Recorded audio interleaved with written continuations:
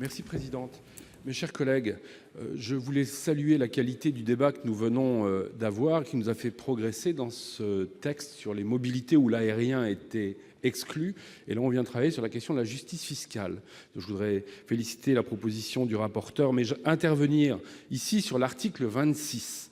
Nous avons, autour du forfait mobilité durable, un outil de sensibilisation et d'incitation extrêmement intéressant pour aller vers des mobilités plus vertueuses.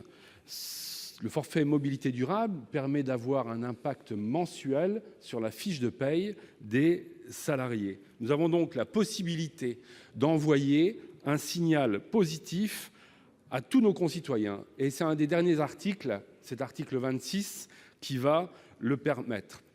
Il y a une attente très très forte de nos concitoyens autour de la justice fiscale. Je ne ferai pas de rappel sur la crise des gilets jaunes et l'étincelle initiale qui l'a permise.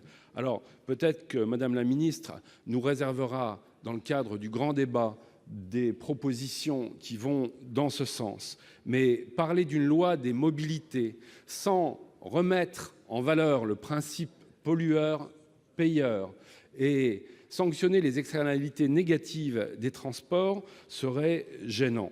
Alors, je viens vous parler d'une étude très récente du Conseil d'analyse économique sur la question de la justice fiscale et de relancer le principe pollueur-payeur et de rendre plus cher ce qui pollue. Vous conviendrez avec moi que le Conseil d'analyse économique ne relève pas d'une officine de propagande révolutionnaire, mais c'est une instance qui travaille pour le Premier ministre.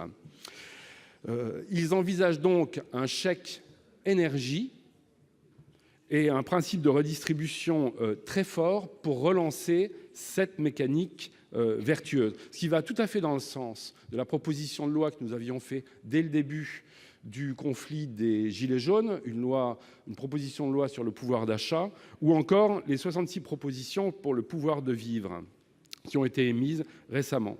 Donc là, ici, nous avons la possibilité d'envoyer un signe important à l'ensemble des salariés pour une mobilité durable et particulièrement vers les plus petits salaires. Merci.